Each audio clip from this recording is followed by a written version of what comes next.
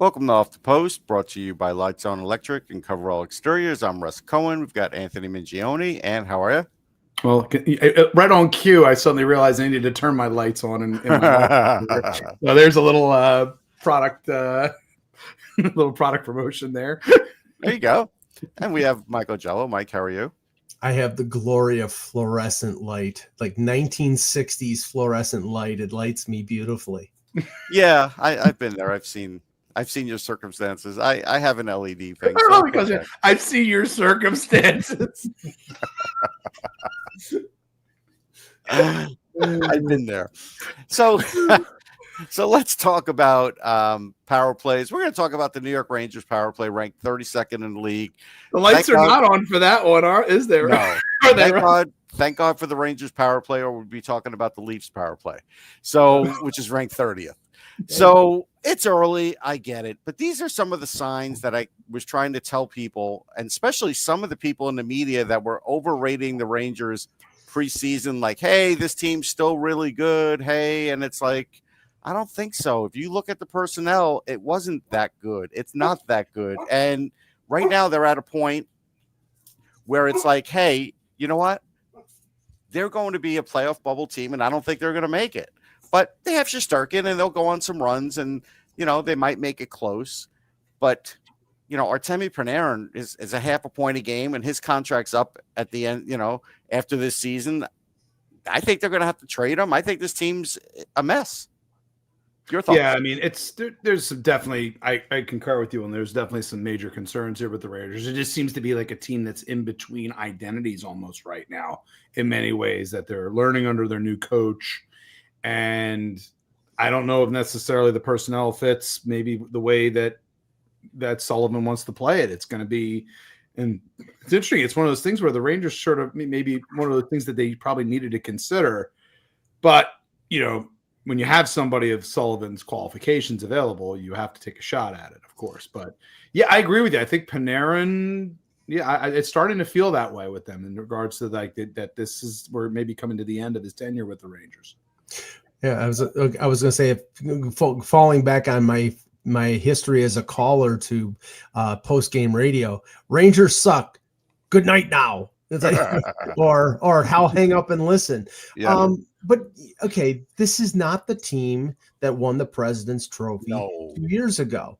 I mean, their defense is worse. Okay, maybe Drury had the right idea in terms of, well, I know that a lot of our players are older and we have to move off of them, but he did it in the wrong way. He basically undercut his captain in Trouba. I don't think Trouba was over the hill, but he was making too much money, and that, so they get rid of Kreider, who was injured. Kreider's got 6 goals with Anaheim. He's still an effective player, and he was a beast on the power play. Yeah, he was in front of the net.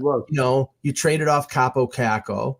I think part of this, Russ, is the fact that Lafreniere and Cooley have not really stepped up in the absence of some of the secondary players, and Panarin's 34 years old. Now, what I'm interested in, I believe he has a no move clause. If he doesn't want to go anywhere, he's not going anywhere. No, that's true. But I think, at some point he might want to. I would say this about Lafreniere. Yeah, he's not having a good year. I think he was figuring things out last year, but what's he on, his 4th coach? That's not great for young players either. What is he, still 22, and he's on his 4th coach? No, but it's the reality of pros. But not all teams. This is a lot of turnover. It is. I mean, at the same time, I would say as well, it's just these are the expectations that come with playing in New York. If he was elsewhere, then we love to always talk about the pressure of playing in New York, the pressure of coaching in New York, and the players don't necessarily, they enjoy all the spotlight that comes with playing in New York. Well, but then again, it depends on the player too. As he's 24. So yeah, I mean, this would be a year where you would think could he go elsewhere and become a much more maybe without the in a mini Marner type situation, I guess. But no, it wouldn't be like that. But could he go somewhere else and score 55 points? Yeah, I think he could. Yeah, I mean, Kako has played better in Seattle than he played in New York. Yeah, when he's healthy, he has. And when he's healthy, and that's a key thing with Kako. That's been a thing. But yeah, I mean, listen, the Rangers don't have any more capital. They squandered a lot of picks. Some of them didn't work out.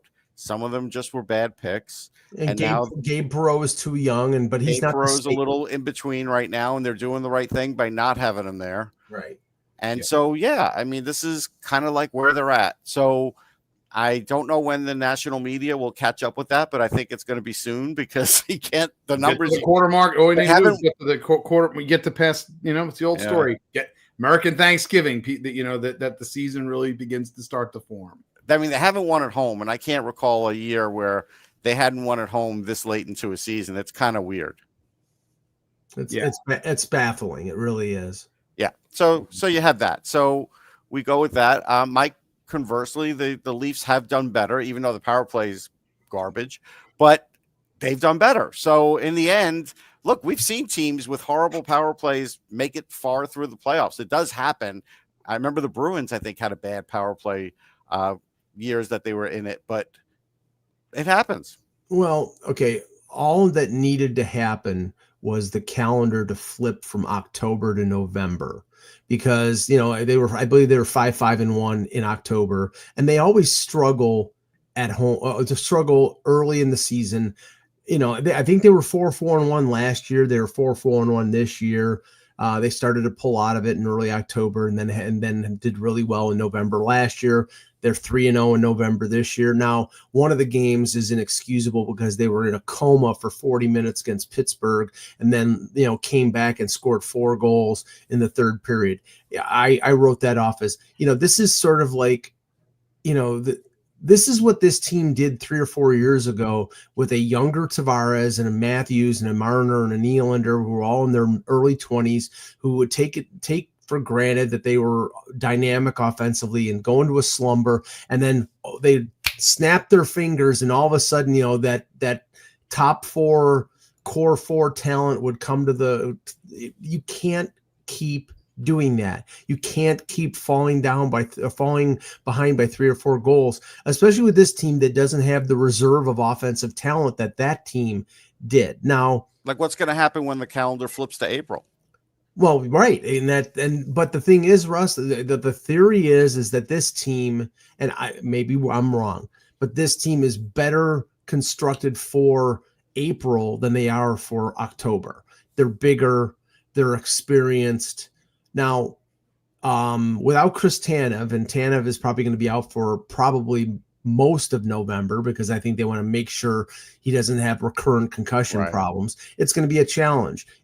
One guy gets sick and Dakota Mermis is in the lineup, and Dakota Mermis sucks. So, now the interesting thing is they have an overabundance of forwards, to the point that they sent, as I've said on previous shows, they were going to send Easton Cowan down to the minors because it makes no sense for him to sit and be a healthy scratch. No. Play in the American Hockey League, play 20 minutes a night. And if, there's a need up in the NHL, then he's there. But right now, they have Kali Yarncroke and Sammy Blais as healthy scratches, and they're deep up front.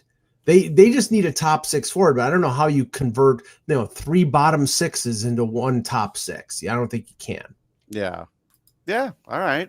One of the things that caught us by surprise, or at least me, for the Professional Women's Hockey League was the Vancouver GoldenEye. It's a cool name, but they're not looking for plural GoldenEye. It's Golden Eyes. It is plural. I didn't see the S. Okay, they didn't. They're not trying to capitalize on James Bond. I guess it's a bird, right? That's the bird. Pierce Brosnan's going to drop. So it's a bird's eye view of what great, and it's a really good logo. I like really good look. The logo is really cool. I thought they kind of swung and missed a little bit with Seattle, the Torrent. I feel like it's not as good as it possibly could have been. No.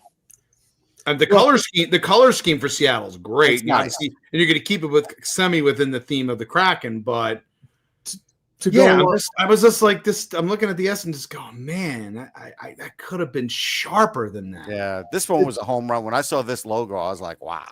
To go along with the Bond theme, and since it's the PWHL, they'll have Dame Judi Dench drop the puck in the. Well, but my favorite joke of somebody posted, I think, in response to Greg Wyshynski was, "We expect him to be on the top of the standings." Yeah. Although I don't know what Bond is anymore because Netflix owns them, so we'll see. We'll see. find out. Well, they still haven't named. Fucking 90s Bond. They still haven't named a new one. Yet. I know. That's the whole thing. Maybe they'll go through like a whole. Well, there is a video game. There's a 007 called 007 First Light.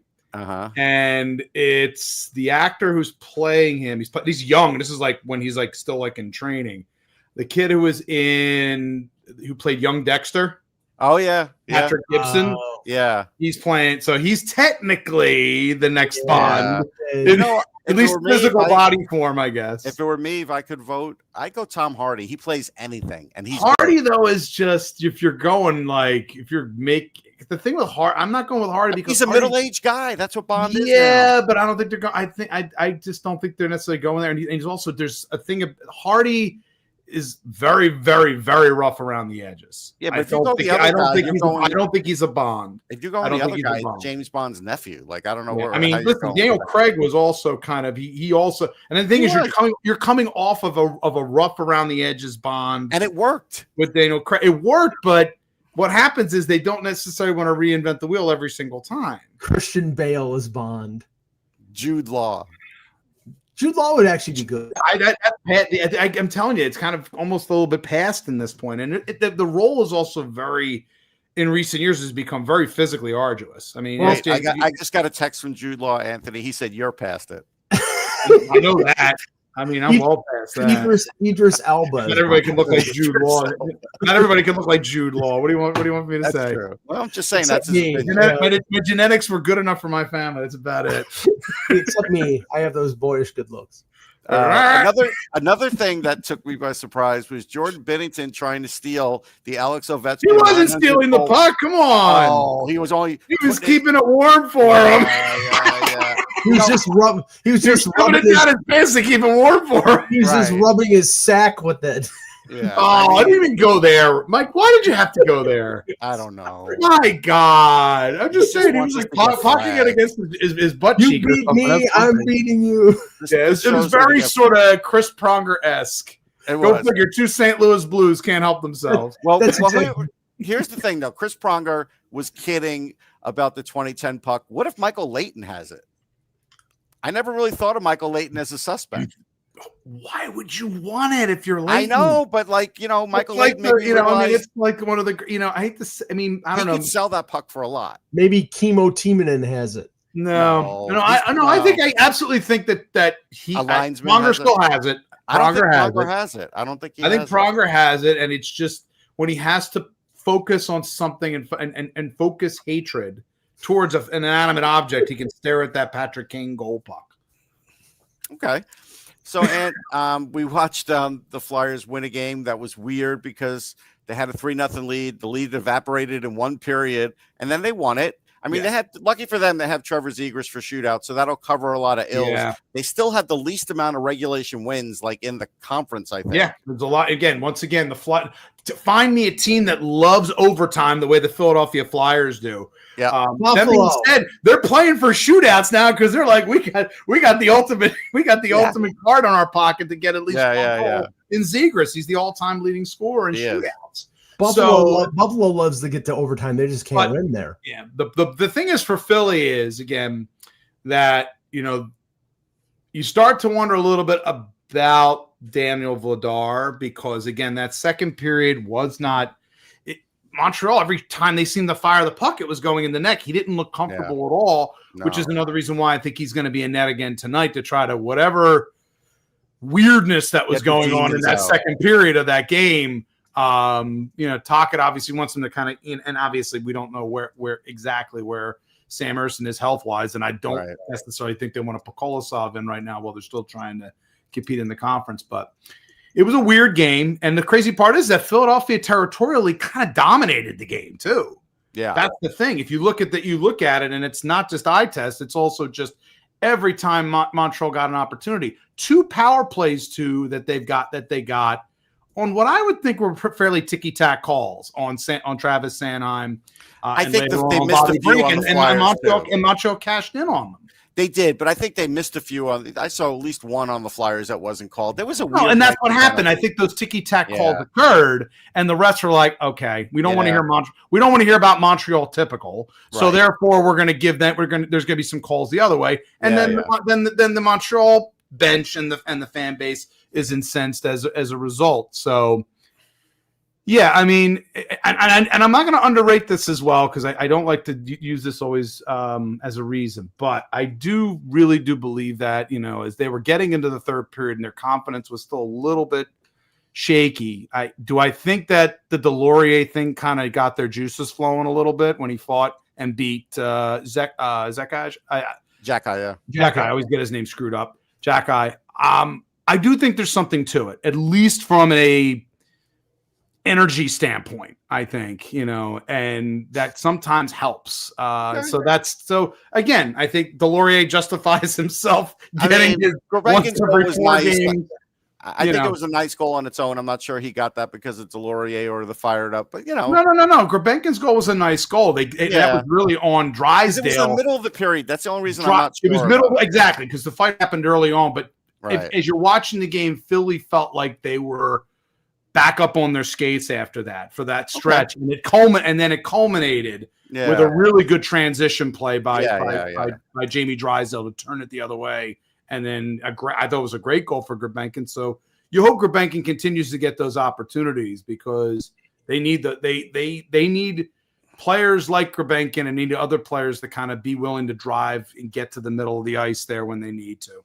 Anthony, every time you mention Grabenkin and scoring a goal, our friend Steve Dangle is probably just like clenching his fists. I'll say one thing. Scott's back, right? It's Lawton is back now. Great. I'll say one thing.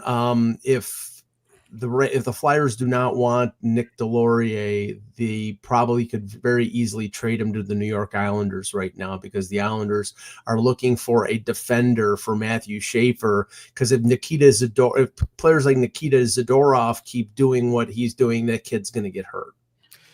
Yeah, that was nasty. I mean, it makes nasty, but I don't know. That's isolated. It's happened you worry about a couple times for us. That's that one shot that he hit him with was the cross check across the head. Yeah, that was going way over. But Zadorov's known for that. Zadorov's made a career of he makes that one hit. He does that one nasty thing that I think GMs love about him, that he does that one thing. If you have Zadorov on your team, you love that. If you're 31 other teams, you want him dead. Yeah, I don't know. If I'm the Islanders, am I really getting Delorier? Again, he will never be on the ice the same time as Schaefer to stop that. And so, that's the whole thing, Mike. This is the whole misnomer about this is Delorier on the bench is not going to stop Zadorov from doing it. All it's going to do is have Delorier do it to somebody else on their team in a couple of shifts. But what does that do? And also, Philly wouldn't be doing it anyway because he's that one He's that one guy who can drop the ball. It's called mutually assured destruction, Russ. The one thing, Ryan Reeves with the Leafs was a complete waste of time. Why? Because he didn't fight anymore. And when players were getting advantage taken of him, he didn't do anything. He was a good DJ in the locker room, but he wasn't a good player on the ice. Delorier is not a good player on the ice anymore, but at least I think if you say, okay, you're going to go after Matthew Schaefer, then Delorier on the Islanders say, okay, I'm going to go after Pasternak and I'm going to put him in a box. That's what you do. I mean, will it stop it from happening? Maybe. How about just having one of Schaefer's teammates stand up for him while it's happening? They did, but do you want Anders Lee and a couple other guys jumped in? But is that going to stop Zadorov from doing it again? Well, then Anders Lee can take care of it on another shift. I don't think they need another player. That would be my point. Anders Lee's a big guy. Maybe I'm a Neanderthal. No, I don't think you're a Neanderthal. I don't think there's any real protecting Matthew Schaefer when he plays 20 minutes a game and he's on the ice as much as he is. No, there's ways of doing it, but it has to be kind of from a team. I think it more from a team perspective. I do too. Yeah. But he's gonna. If you are a star player now at such a young age, there's going to be players out that want to give you your welcome to the NHL moment to say, hey, you're going to. This isn't going to be this. What you're doing right now isn't going to be easy, and we're going to nobody protected Crosby from Darian Hatcher. He killed him in that first game, bloodied him up, and then Crosby ended up getting like a game-winning goal in that game. But he bloodied him up. And then forever set forward, in Crosby's head that when he saw an orange jersey, I'm going to absolutely destroy this team. Yeah. But I'm just saying, I remember that game, covering that game, and I was like, yeah, he got killed in that game. But all right. So, Mike, the Sabres are doing better, but I have a question, with Ukko-Pekka Luukkonen back. Mm-hmm. His lifetime save percentage is .898. Mm-hmm. You see what his save percentage is this year. He is 26 years old. Mm-hmm. I believe this is what he is as a goalie, and I don't believe he's a number one goalie. What are your thoughts? And then your thoughts just on the Sabres overall. I mean, you may be right, and I mean he's played. You may be crazy, yeah, but you just are a lunatic. Yeah, no. He's played 2 games this year, so I'm not going to read too much into the stats. But that being said, his problem is he can't stay healthy. Now, the last 2 years he played over 50 games, but this year the reason Alex Lyon has played much, the bulk of the starts is because Luukkonen got hurt in training camp and got hurt again, and played 1 period in the preseason and is slowly ramped up. So the thing I'm a little hesitant about is they're going to a goalie. Lindy's going to a goalie rotation. He's rotating Alex Lyon and Luukkonen. Lyon was great against Utah. I think it was over 30 saves, and he goes to Luukkonen against St. Louis. So, it's not a merit-based situation. It's basically, it seems, a one game rotation. The plummeting St. Louis Blues, we should say. Right. The plummeting St. Louis Blues who are sitting Jordan Kyrou tonight, which is, that'll start up the train. Now, okay. The Sabres have earned points in 8 of the last 9. Wonderful. They're in second last place. I know. I'm looking at them. I'm like, it hasn't really done anything. It's like, but the problem is this team is allergic to overtime. They get to overtime, and they've been in, I think it was 5 straight overtimes, and they've lost 4 of them. The only game they won was the game that they went to the shootout with the Capitals, and they really should have lost that one because the Capitals dominated ice time for the first 3 minutes. I think it was Thompson and Dahlin were dead basically and couldn't get back to the bench with the long change. So they really should be 0-5. And you can't tell me that the 5 points that they lost out on are points that aren't going to mean something, because they already mean something. They're the difference between them being in second place in the Atlantic and being second last in the Eastern Conference. So, yeah, they're not going to be in playoff position by Thanksgiving, American Thanksgiving. There's no way. And there's the other thing. Tonight they play St. Louis, and they should beat St. Louis because I think they're tied for last in the league, and they're sitting one of their best forwards. After that, this is their 10th game at home. We're on November 6th. It's not even a month into the regular season, and they've played 1/4 of their home schedule already, and they're in second last in the conference. It's a bad sign. That's a bad sign. Yeah, no question. All right. So the debatable thing that we have on the show today is we're hearing these rumors coming out of Hockey Canada for the Olympics that, hey, they love Macklin Celebrini and Connor Bedard, but only one of them can make it. Not both of them. You can't possibly have 2 young superstars. Hold on, let's do it. 2 men enter, 1 man leave. Is this Running Men? And they're acting like, yeah, that's it. We could only have like 1 young superstar on the team. So, like, who's it going to be? Like, I think it's a tough one because I think people overrated the fact that Bedard wasn't as good as they thought he was the year before, which was wrong because last year was a little bumpy. So was the whole year for the Blackhawks. Now this year, he's more than a point a game. He came in like 10 pounds of muscle more, and it's definitely made a difference. And the team's better too. I mean, the team is a little better too. So I think that was a factor. Macklin Celebrini is on a team that is still struggling for sure, but he plays everything. Top line minutes, he does everything. He goes against the best players in the league, and he's having a tremendous season. I think, unfortunately, for Bedard, he has the edge because being a center, they can literally throw him. Unfortunately for Bedard, Celebrini has the edge because he could play. He's a center who could play any position, and I think because of that versatility, I think Bedard loses out. And I think also as well, it's just Celebrini has a very good, rock solid 2-way game. I mean, yeah, he does so well rounded And that is, again, when you're putting together a veritable all-star team, you're trying to find the parts that are going to fit you the best, that could potentially give you that sort of leg up in those circumstances. And it's also possibly an opportunity here as well with Sidney Crosby. This is likely to be his final Olympics. Yeah. This is also opportunity for, in many ways, Celebrini has elements of Crosby to him, that watching him maybe at that highest level can allow him to become sort of the next guy to transition in the kind of role that Crosby has on Team Canada. Obviously, and that's how I kind of look at it. The versatility is the key. I agree with you, Russ. And I think Bedard's, maybe another Olympic after this when Crosby's not in it. He's in there. Bedard's in there, and he could play his role basically that he fits in well with. I mean, like Team USA, what's going to be a factor is obviously injuries. I mean, with the US, it's Tkachuk, both Tkachuks and Trocheck. They're all out. Who knows if they're going to? The Tkachuks are going to be back. With Canada, Mark Stone is always a question mark. The difference from the Four Nations, is Sam Bennett going to make it or not? I think he probably does make it, but I think he makes it just a reputation, right? And but does Brad Marchand make it? Probably not. It's but I look at Team Canada, and I'm not so worried about the forwards, Russ. Look at their goaltending again. Binnington's having an average year, below average. Aiden Hill is hurt. Their number 3 is Montembeault. He's the backup to Jakob Dobish right now. Yeah, I don't think he's the number 3 anymore. No, they hate Logan Thompson, so they're not going to. I know it's not him. So it's going to be Mackenzie Blackwood or Cam Talbot or somebody like that. Yeah, I think it's going to be Blackwood. This is the state of Canadian goaltending.